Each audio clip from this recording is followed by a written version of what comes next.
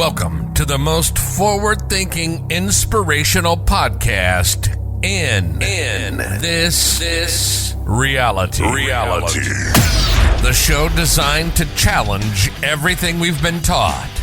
If you've ever felt there had to be more to life, more to existence, then you're listening to the right podcast. Time to open your mind and dive in. This is the Mental Mastery Alliance podcast. And here we go. Ladies and gentlemen, welcome back to the Mental Mastery Alliance podcast. I have taken a bit of a break. Again, going back, people listen to this in years to come when we're finally in the top 10 podcasts on the planet. Fingers crossed. Actually, we're in the top 5% right now, which is cool, great. I would like to get into the top 1%. So let's see if we can't share the show. I mean, it's been going great so far. The growth has been exponential, but I mean, if you guys could throw a like or a review on iTunes, that's the one that gets the attention. The iTunes helps the algorithm. So yeah, that'd be great if you guys can do that if you haven't already. That'd be absolutely fantastic, absolutely wonderful. I love you all.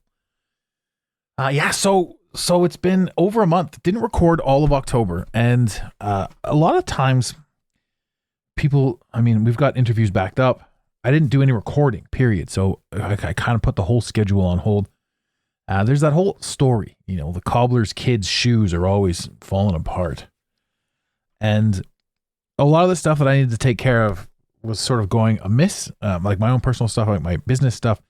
I don't want to say client stuff. Client stuff always came first. But my life, from creating to working to sort of, I don't want to say the humdrum, but it did it get repetitive to a degree.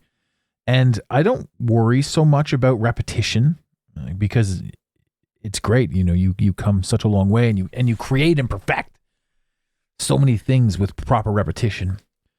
But when things become stagnant, that's when I pay attention. That's when I sort of perk up. And what was becoming stagnant was sort of the monotony, the humdrum of it all. And what I mean by that is focusing on certain things for so long keep you in a certain pattern. Some can say comfort zone, some can say whatever they want. But for me, it was like, okay, so everything is great. Business is great. Clients are amazing. The audience, you guys reaching out, the engagement is beautiful. I love connecting with anyone. Anyone that's got something important to say, some sort of movement shaker. I love this stuff. I love any kind of philosophy. I love the idea that if you choose to make a connection with something, you can literally change the world. I think it's fantastic. So what was my issue?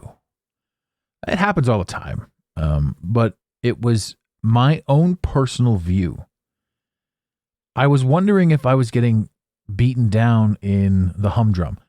There's a song by 9 Inch Nails. I can't remember the name of it by the top of my head. Above It, I think it's called. Or Down in It. I don't know. Anyway, the song goes, I was up above it, but then I saw a tiny little dot, just too small to see, but I watched it way too long and it was pulling me down. Now I'm down in it. However that song goes. I didn't do it any justice. Sorry, Trent Reznor. Even with my radio voice. Anyhow, that was it. I was watching some things for too long. Some things had my attention for too long. And I didn't want that. And one of the things that we create here is the idea of open discussion, open forum. I don't like the idea of being closed-minded to virtually anything because that creates division. And division is what they're looking to create right now. It's everywhere. It's absolutely everywhere. I wanted to make sure that I wasn't part of the division. I wanted to make sure that I had a clean perspective on what it was that I was looking at. And what it was that I was looking at was proper. And it's not any one thing. It's how I was choosing to view all of society and the entire world. This was my perspective that I knew needed a parsing, needed to be understood better, needed to be processed just a little better, because I was the one that was getting stagnant.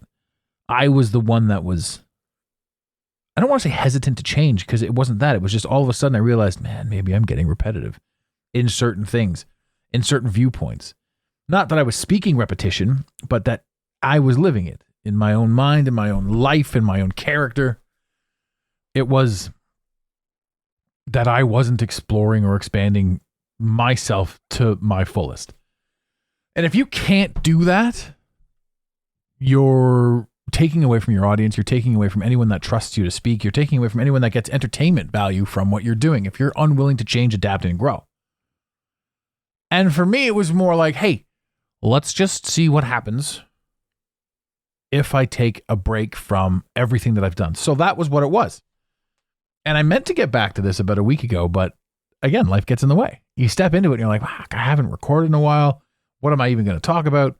And this goes for anyone that's starting a podcast or starting anything new. You know, we all have that hesitation. You know, who's listening? What's this? What's that? Now, luckily, all these years later, I have the numbers to look at, the statistics to look at the show, who's watching, where they're watching from, how long they're listening. And it's fascinating. It's fascinating to think that what was once crazy talk is now becoming more and more acceptable. And the fact that I was speaking crazy, quote unquote, with my fingers in the air, made it more difficult to believe that. I mean, because I thought I was going crazy. You know, when you start sort of waking up, when you start seeing things, you question everything. And for me, you know, it's been one hell of a journey. We're on episode 270 some odd. And there's no slowing down, because it's all revelations. It's all something new.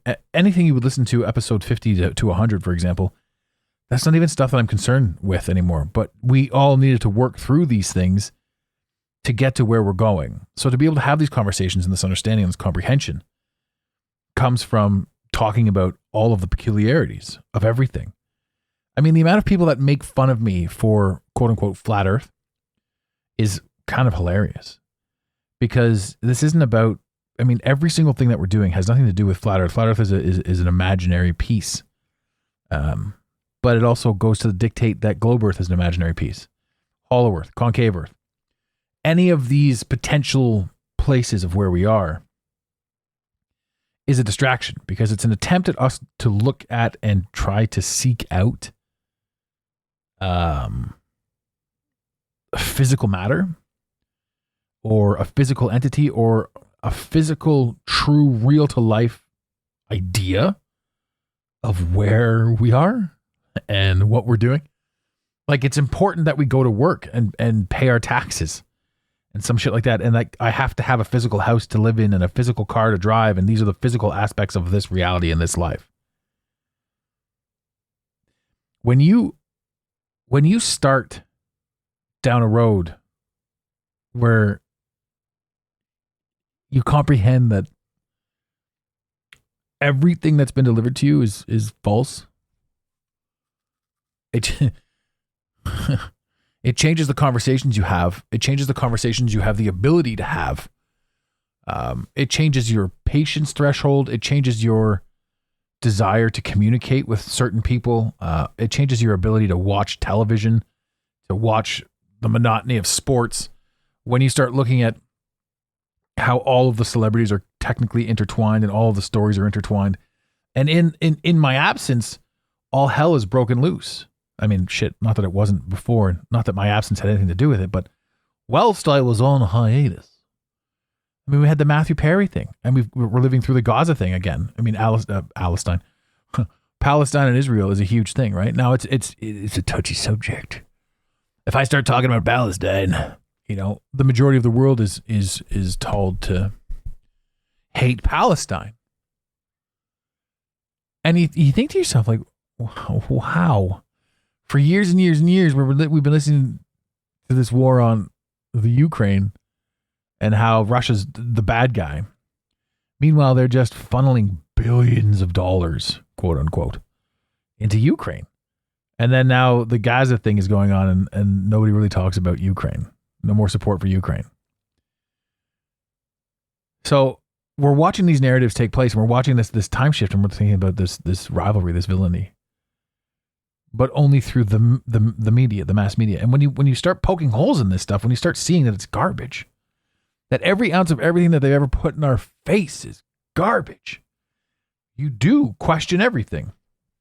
So it's hard to try to live in a harmonious, peaceful era and level. And I'm not saying be all light and love, because that shit's fucking garbage too. To be all light and love is to dismiss the shadow and the shadow self and the shadow work that you need to do. And that's huge. So do I get grouped in and clumped in with a lot of these spiritual, superficial people? Yeah, of course. I think the difference, though, is I'm not here to be light and love. I'm not here to be anything other than an individual as part of a conglomerate, i.e. all of humanity. I am the individual version of myself in the complex version of total unity in everything. In other words, everything that I'm sitting here observing is all one, all of it, from my words to your reactions, except for inside my head is the unity version, or sorry, the singular version of unity. Knowing that we are all one, again, now I'm trailing off, woo-woo juju, but knowing that we are all one, knowing that this is all one giant experience is fascinating. For me to see that my brain is creating this and your brain is also creating this, it creates more division, because what I can create with my brain and what you can create with your brain is two totally different things. But the truth of the matter is it's not. Because even if you and I are in conflict with what we create with our brains, that we have created the same thing, i.e. the conflict that we are both engaged in creates the unity. In other words, we're having a shared experience. And to have that shared experience, things need to be the way they are. There has to be a good, there has to be a bad, there has to be something to triumph, something to overcome, whether it's you, whether it's Gaza, whether it's this or the other thing. Now, that's not to say, when I can say that stuff, people be like, well, you don't know about the babies that are dying. Yeah. And I look at this stuff and I'm like, man, babies die absolutely everywhere. Everywhere. And I'm only supposed to worry about the ones in Palestine and Gaza Strip, Israel. That's a huge red flag to me. Right? War itself, all of war is a scam. It's population control. Right? All of it. Division in every aspect of everything. The falseness of it. The fact that they're giving all this money to Ukraine. I mean, Americans need money hand over fist. We have veterans that have no homes, that partook in the wars from yesteryear for the government, and nobody's being taken care of. Nobody's being taken care of in this country. We're all being beaten to shit.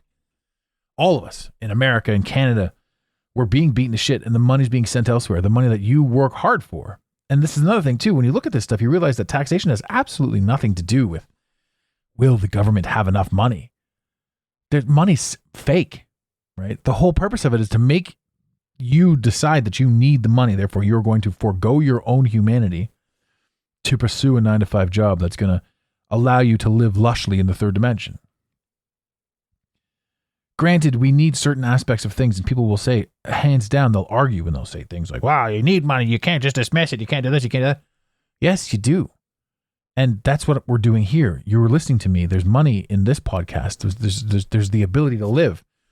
There's the ability to earn. There's trinkets. There's things everywhere. There's passions you can follow in every aspect and every lineage. I love photography, and soon I'll be getting paid for it. That's not true. Shouldn't say soon, because I've been doing it haphazardly for like 3 years now. And then the first 2 years I won. The first competition I entered, I came in second. The second competition I entered, I came in second. And this is the same competition. I just keep entering it every year. And I entered it this year again, and I came in first and third. So next year I have to come in first, second, and third. You made $40. Totally worth it. So I'm a paid artist. Yeah, paid artist, paid photographer. I am part of the fancy group now. But all that to say that there's fun in that, right? There's no fun in going to work. There's no fun in doing this, that, and the other thing. And this is what's happening. This generation, let's not say this generation. Let's just say the boomers and the Gen Xers.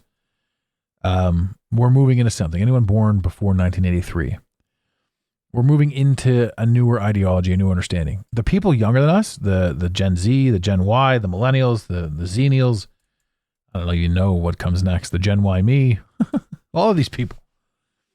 They don't want to go to war. They don't want to pay their taxes. They don't understand why Biden and all these people come out and they just throw money away.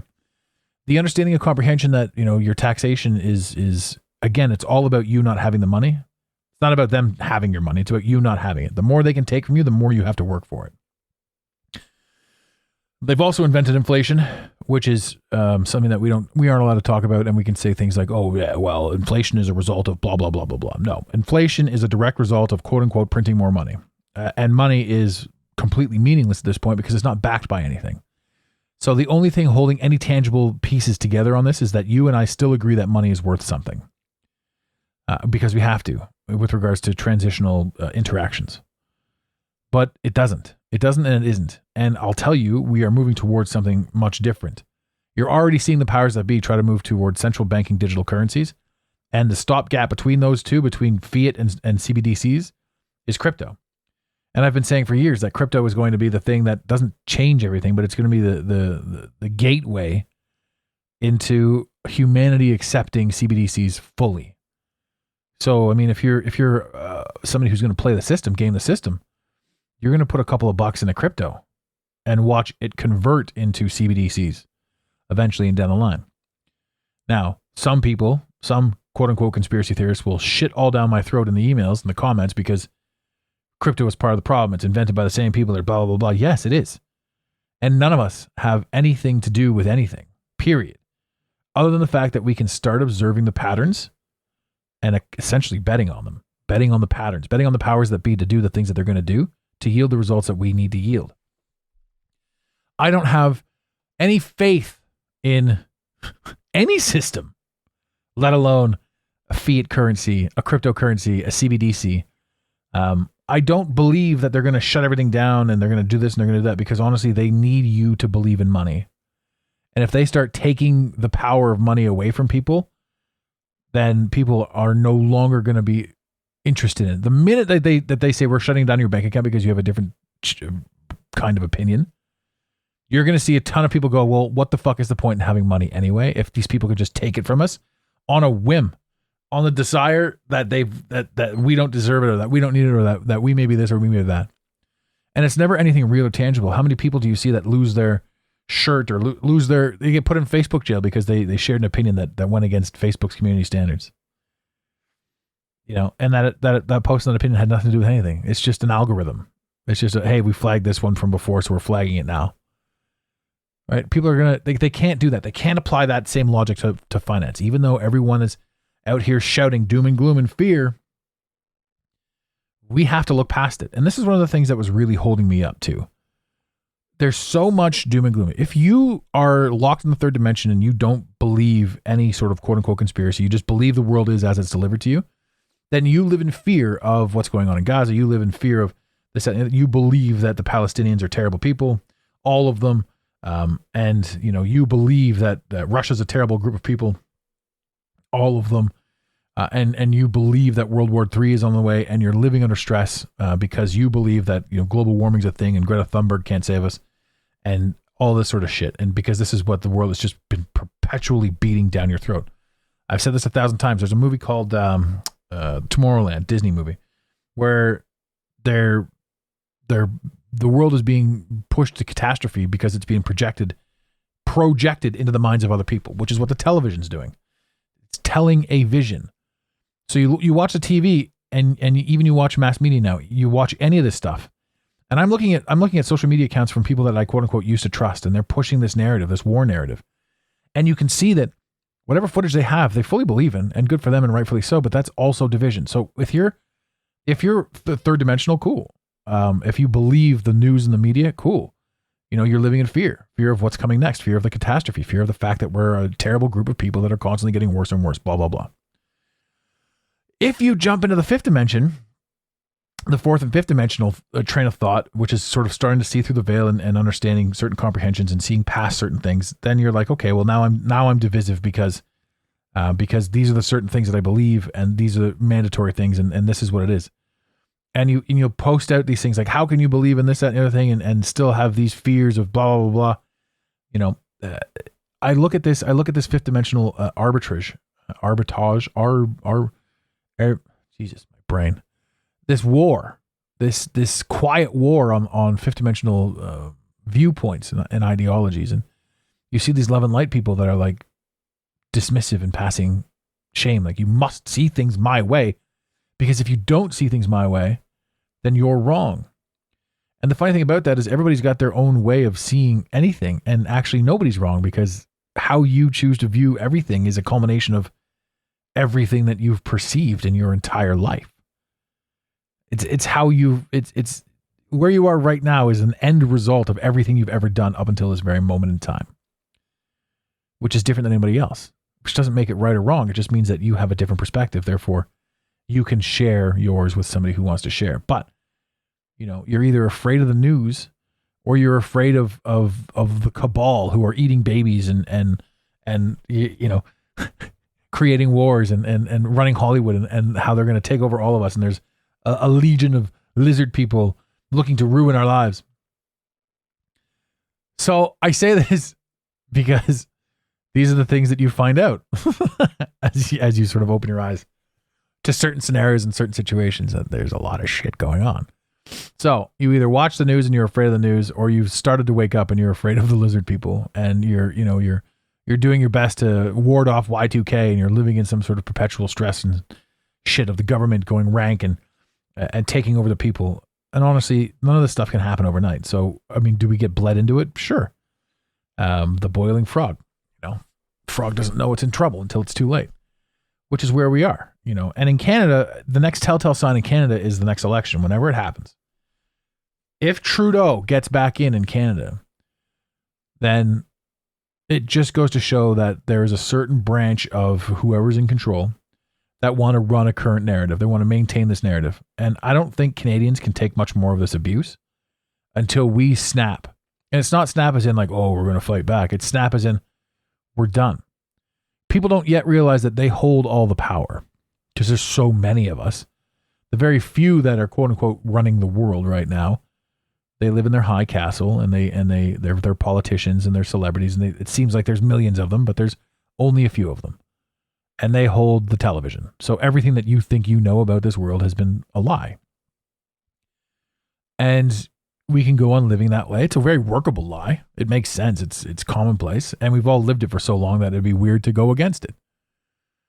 But those that are starting to go against it are starting to see, and the numbers are starting to grow. And then you get what's called the 100th monkey, where enough people talk about enough things, and enough of these other people make enough stupid mistakes that the collapse comes down. Now we look at this and we go, hey, there are no mistakes, right? And I believe that too. So where I find myself shifting now is, I don't believe that these people that are doing terrible things, like the government and how they're pushing and all that sort of stuff, I don't think it's really all that bad. And what I mean by that is it's absolutely atrocious. But every ounce of douchebaggery that they throw at us is an opportunity for us to step into purpose. You don't know who you are unless you're constantly sharpening your skills. And if everything's super easy and not absolutely crazy, how are we to get better as individuals? How are we to understand what we can overcome?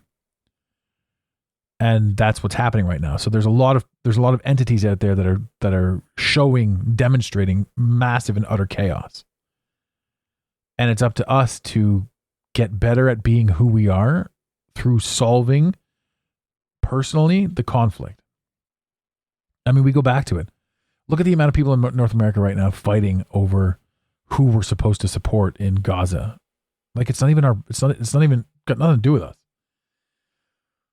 But if we say that, we're terrible people, right? But who's asking about the fact that North America was once a continent that was quote unquote discovered, quote unquote, by Christopher Columbus, who then went ahead and took all of the land inch by inch, piece by piece, minute by minute, day by day, hour by hour, month by month, year by year, decade by decade, century by century, took all of the land from the people that lived here. And we all live on top of their fallen empire. And we're over here pointing the finger and wagging the dog at what's going on in the Gaza Strip. Like we're any better. Like anything is like there's anything new under the sun. And remember too that everything you're being shown is falsified. The information, the footage that's coming through is most of it CGI. And that's not to say that there isn't terrible atrocities going on over there. But it is to say that we're here to observe them and not start wars with ourselves over here through what's going on over there. Because we don't know. We're too busy not paying attention to our own lives. We're too busy dismissing what it is that we're up to and what we're doing and what's happening here. We're focused on there. And then we're dyeing our hair pink and we're fighting everybody. Because we need everybody to know that we're righteous. What's happening in America? We're fighting over fucking pronouns still? Is that arrogant of me to say? It's absurd. It's absurd that this is a thing that is a divisive thing. It's not, and I won't let it be. You want to have pronouns? You got them. You want to live that life? You got it.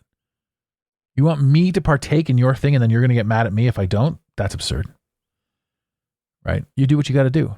I'm going to do what I got to do. I have no hate in my heart. Those who are attempting to be quote unquote inclusive to everybody are the ones spewing out the most hate. They're the ones canceling people. They're the ones dismissing friends out of their lives because they had a disagreement or they're not 100% on page. So instead of being open and understanding and caring, these people, this particular group of people that are preaching inclusivity are ostracizing everybody. They're the ones filled with hate and war and anger and aggression and self-righteousness and who knows? Am I going to focus on this? Am I going to get wrapped up in this? Am I going to allow my energy to partake in this? I can't. I can't anymore. I can observe it, but all I can do is laugh at the entirety, the absurdity of the entire scenario. And yes, it's absurd. I'll stand boldly on that. Because if you want to be a he or a she or a they or a them, go right ahead. Just do it. I don't care one way or the other. And it's not about me to care. It's about you to care about who you are. You want to be yourself? Be yourself. You want to be ashamed of who you are? Pick a fight with somebody else. Right? Because there's a lot of things about me that are wrong. But you'll never see me shitting on somebody else for calling me fat, for example. I'm like, no, that's true. I'll let myself go a little bit, but I'm now in a position where I have the opportunity to figure out what it takes to lose the weight. Hit the gym, change my diet. It's exciting as opposed to just constantly eating whatever it is you were eating just for the sake of eating blindly, dumb, what is it? Useless eaters. You go from that. You make these understanding, these awarenesses, you make these connections. Mindless eaters, useless eaters. I don't know. I can't remember. And when you make these connections inside yourself, you realize that it's up to you to step up. So imagine me saying, you all must accept me as being obese, and obese is super healthy. Meanwhile, it's not. Meanwhile, my obese veins, not that I'm obese. Actually, you know what? By clinical definition, I am technically morbidly obese. 6'2", 300 pounds. I carry it well. At least so goes the story I like to tell myself. I have a big beard. That helps for a lot of things too. I use my brain a lot. I try to be philosophical about as many things as I possibly can. I used to smoke a lot of cigarettes and I used to drink alcohol as well too. But I don't do that anymore. I don't do drugs. I don't drink. I don't smoke.